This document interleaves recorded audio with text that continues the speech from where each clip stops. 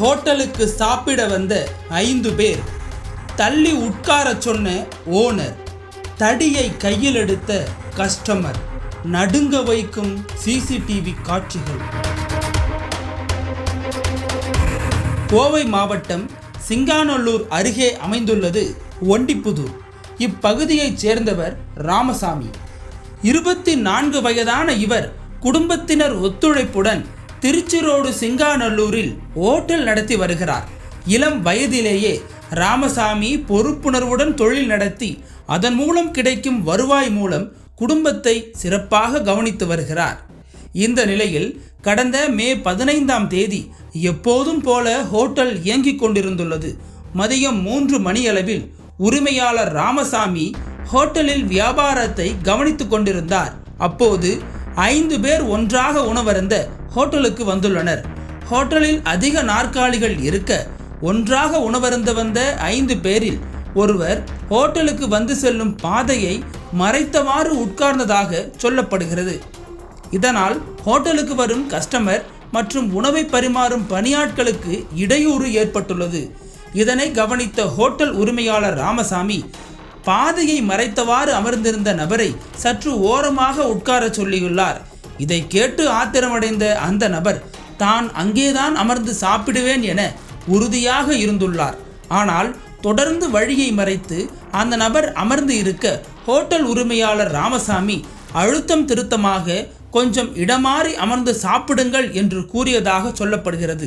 இதனால் அந்த நபருக்கும் ஹோட்டல் உரிமையாளர் ராமசாமிக்கும் இடையே கடும் வாக்குவாதம் ஏற்பட்டுள்ளது.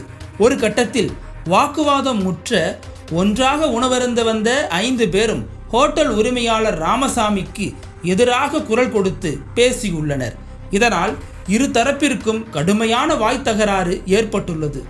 அப்போது ஆத்திரமடைந்த 5 பேரும் ஒன்றாக சேர்ந்து தகாத வார்த்தைகளால் உரிமையாளர் ராமசாமி மற்றும் அவரது தந்தையை பேசியதாக சொல்லப்படுகிறது. மேலும் சாப்பிட வந்த இடத்தில் உரிமையாளரையும் அவரது தந்தையையும் அந்த 5 நபர்கள் கூட்டு சேர்ந்து தாக்கியுள்ளனர். இதில் ஹோட்டல் உரிமையாளர் உள்ளிட்ட பணியாட்கள் பலத்த காயமடைந்தனர்.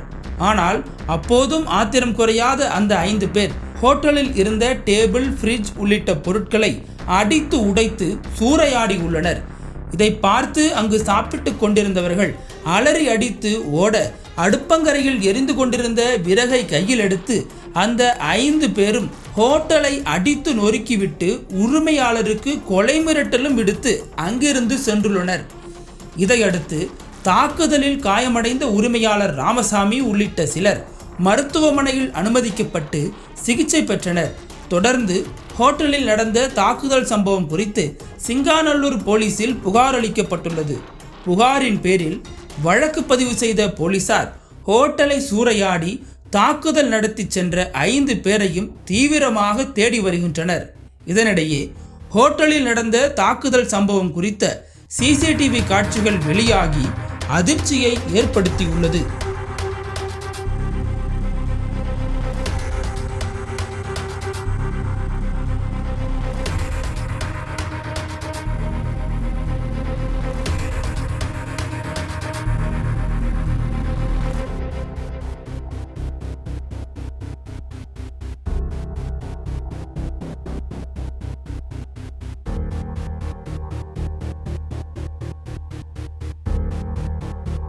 தமிழகத்தின் அரசியல் புலனாய்வு வரலாறு நக்கீரன் பப்ளிகேஷன்ஸ். இந்த கோடை விடுமுறையை புத்தகங்களுடன் கொண்டாடுங்கள். கோடை காலத்தை முன்னிட்டு ஏப்ரல் 23 முதல் மே 30 வரை நக்கீரன் வெளியீடுகளான அனைத்து நூல்களுக்கும் 25% சிறப்பு தள்ளுபடி. புத்தகங்களால் கோடையை கொண்டாடுவோம்.